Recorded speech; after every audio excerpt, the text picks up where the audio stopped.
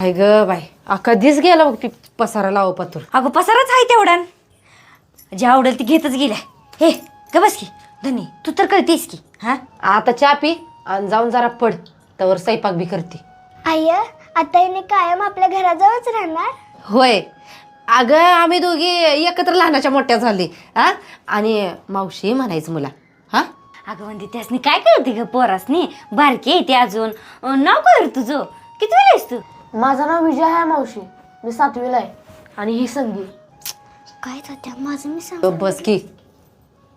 खरं पोरं मात्र तुझी देखणी पान झाली ती बघा.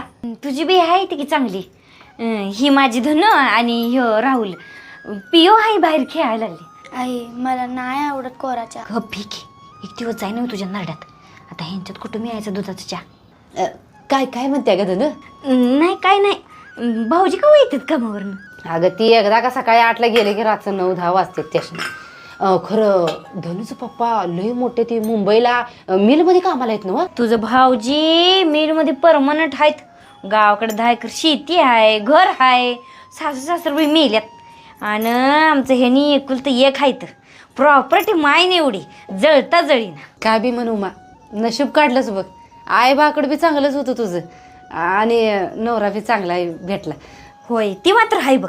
त्यांनी मुंबईला राहायचं आहे ती, मग मी बी आपल्या गावाकडे राहावं म्हणत्या पोरांच्या शिक्षणासाठी. मग आपण दोघीजण बनी घोळा मिळून राहू की. चांगला आहे की. बरं मी स्वयंपाकाचं त्यानं बघते, तू जाऊन जरा आराम कर, तुला दगदग नाही सण व्हायची.